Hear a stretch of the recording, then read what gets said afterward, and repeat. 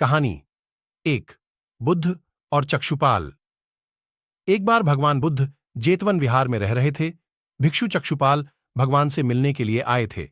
उनके आगमन के साथ उनकी दिनचर्या, व्यवहार और गुणों की चर्चा भी हुई। भिक्षु चक्षुपाल अंधे थे।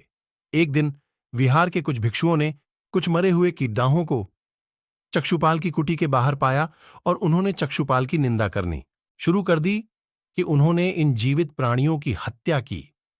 भगवान बुद्ध ने निंदा कर रहे उन भिक्षुओं को बुलाया और पूछा कि क्या तुमने भिक्षु को कीड़े मारते हुए देखा है?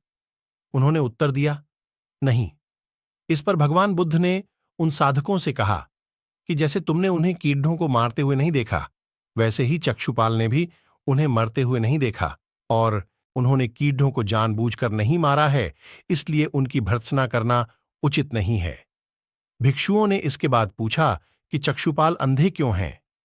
उन्होंने इस जन्म में अथवा पिछले जन्म में क्या पाप किए? भगवान बुद्ध ने चक्षुपाल के बारे में कहा कि वे पूर्व जन्म में एक चिकित्सक थे। एक अंधी स्त्री ने उनसे वादा किया था कि यदि वे उसकी आंखें ठीक कर देंगे तो वह और उसका परिवार उनके दास बन जाएंगे। स्त्री की आंखें ठीक हो गईं, पर उसने दासी बनने के भय से यह मानने से इनकार कर दिया। चिकित्सक को तो पता था कि उस स्त्री की आंखें ठीक हो गई हैं। वह झूठ बोल रही है। उसे सबक सिखाने के लिए या बदला लेने के लिए चक्षुपाल ने दूसरी दवा दी। उस दवा से महिला फिर अंधी हो गई। वह कितना ही रोई पीटी, लेकिन चक्षुपाल जरा भी नहीं पसीजा। इस पाप के फलस्वरूप अगले जन्म में चिकित्सक को अंधा बनना पड़ा।